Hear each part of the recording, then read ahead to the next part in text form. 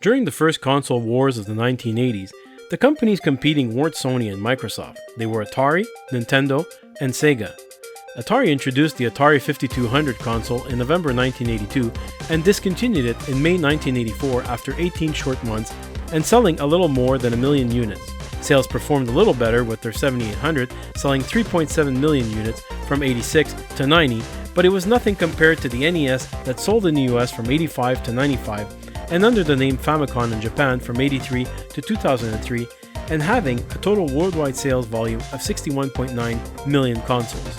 Sega had already seen some success with their Master System released in Japan in 85 and in North America in 1986, that by 1988 they had already introduced the Sega Mega Drive, known to the North American market as the Sega Genesis, in 1989. The unit sold until 1997 and then another 2 years under license with a total of nearly 31 million units sold. Sega also helped pave the way for online gaming. While it wasn't the very first console to connect online, and computers like the Commodore 64 already offered MMOs like Habitat, it was the first gaming console to offer online multiplayer gaming through its Sega MegaNet. The service required the Sega HAA2951 modem, also known as the Mega Modem. The service was rebranded as Telegenesis for North America, but unfortunately never saw the light of day. But due to the lack of titles available to take advantage of this, the service being available only in Japan, and the high price, Sega MegaNet ultimately failed. It's also why in North America we often say that the extension port on the console was never used for anything. In fact, the extension port was used to connect the modem in Japan. It was of course removed from later revisions. The very first Sega Mega Drive, or Genesis, was the model 1601, also known as the Altered Beast version. This model got two small revisions. The first was a minor revision with the addition of the license screen at boot up, as well as a regional lockout chip. This version was also known as the Sonic version. The second revision, however, was a cost-cutting one, which affected the quality as well as removed the no longer needed extension port. Because it has the advantage of being backward compatible with the Master System, it can play a library of more than 900 games. Many titles were developed for this console, like the famous Altered Beast and Sonic the Hedgehog, and it probably has the best console adaptation of Batman, this one based on the 1999 film. Stick around and see me completely restore a Sega Genesis Sonic version with its intact extension port and high definition graphics. Hello everyone and welcome, I'm the Retro Repair Guy. I apologize if I seem exhausted already. It's 30 degrees outside, 86, alright, and with the humidity it's about 95. I am hot. I've got a fan going on my right side, so I apologize if ever it's making noise. I'm going to try to clean it up in post. And I won't talk too long. You don't have to fast forward because or else you're just going to see me melt like in The Wizard of Oz. So it's not going to be a pretty sight, although I know I could use it. Anyways, thank you and welcome to all the new subscribers. I'm going to say that for still a few shows because I can't believe how many people are subscribing. I'm very happy. And at the same time, I want to tell you that I picked up the console on eBay. It was an unknown function. I picked it up for almost nothing. And I'm very happy with the results. So let's just go and take a look. The listing said that the unit was untested and therefore selling for parts only. It came with one controller, but no power supply or anything else. The Sega Genesis requires 9 volts and 1.2 amps, so I purchased a universal adapter that can do 9 volts and up to 2 amps. Another thing that's important to look at is that this universal adapter has a reversible tip, meaning it can do either a positive or negative tip. The Sega Genesis requires a negative tip.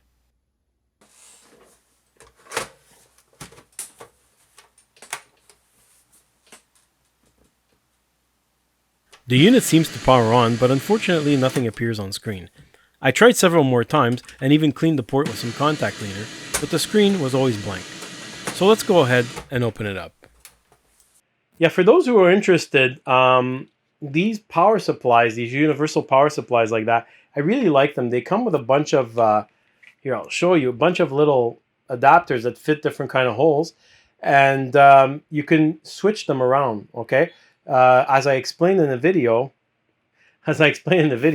you can switch them around to switch the tip. So it's as if, you're cutting the wire because you want to put the negative on the other side and the positive on the other side. So this is already all nice and neat.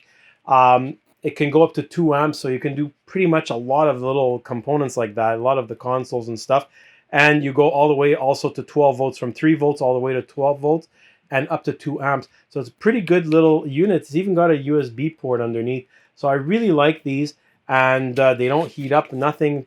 Probably even better than the original one that came with it. I don't know, but anyways, works really well. And I don't know. I'll try to find an affiliate link for you, and you can check it out. All right. But either way, I'll let you know what I bought. I'll put it in the description.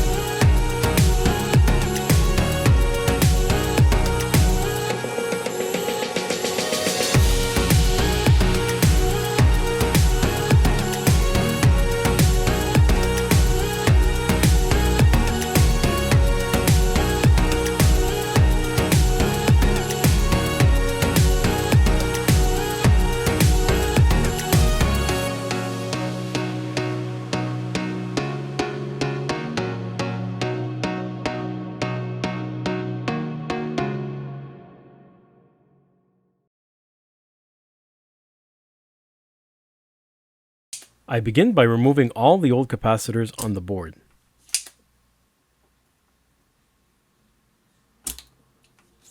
I'm replacing them with audio capacitors from Nichicon, rated for higher voltage and heat tolerance. And the first one I test has both high ESR and voltage loss. Because this is a double-sided board, the solder must be removed on both sides, making sure the holes are completely clean. When soldering the new one in, the solder has to be pushed through the holes so that it can make contact with both sides of the board. For a few of them, I had to solder on both sides because the solder just wouldn't melt through. I also resoldered the controller and cartridge ports because after so many years it's safe to assume they've seen some heavy use.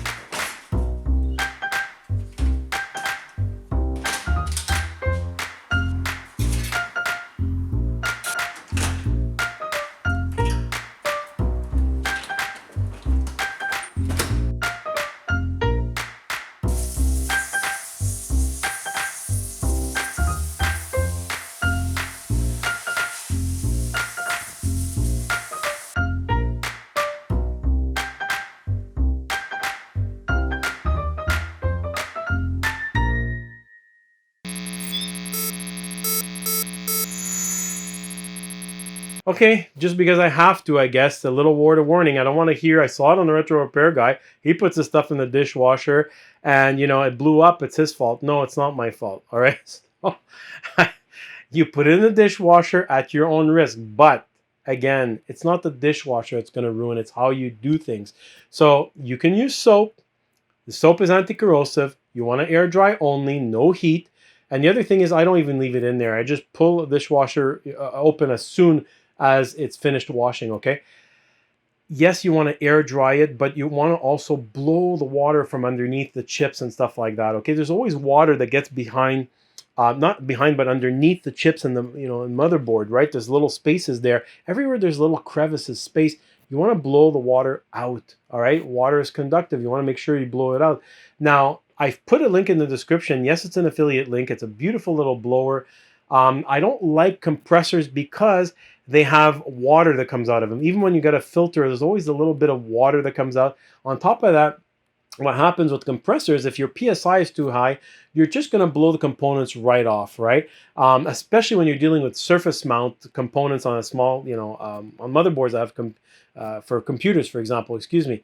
So you're going to have these little parts that are surface mount. You're going to blow them right off. So please do that at your own risk. But what I'm saying is just blow the air. You can even use a hair dryer, okay? But again, no heat, just cold air. So don't put any heat, blow the water out, and then leave it dry still another 12 or 24 hours just to make sure.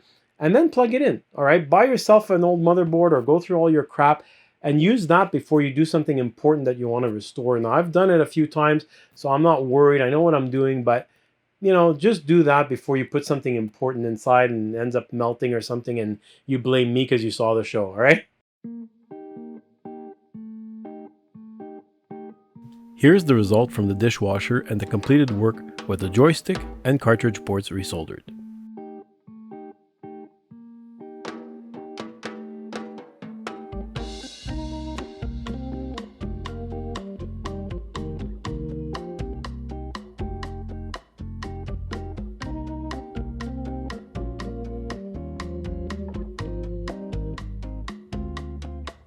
On the other side, you can see I've replaced every capacitor on board with audio capacitors and cleaned the cartridge port with some contact cleaner.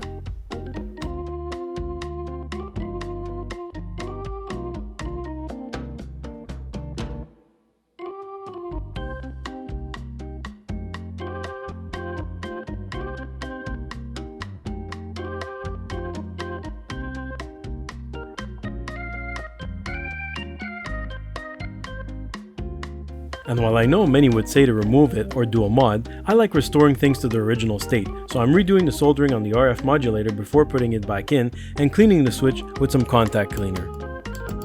I couldn't test the controller yet, so I'm just going to open it up, clean the contacts, and inspect the wiring. And while I'm there, redo the soldering. I washed everything in the sink with dishwashing liquid, and I'm cleaning the contact pads with a bit of electrical contact cleaner. I then protect the plastic cover with some aerospace protectant before putting it all back together.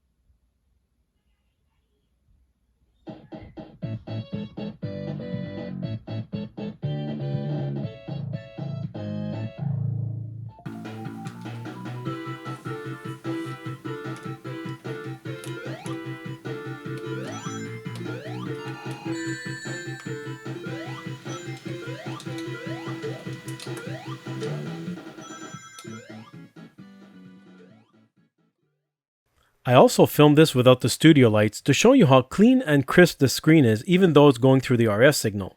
Now, granted the camera is still adding all these lines, but I wanted to show you what it would have looked like when purchased new.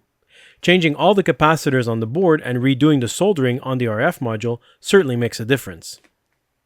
And of course, I now get to train my young apprentice.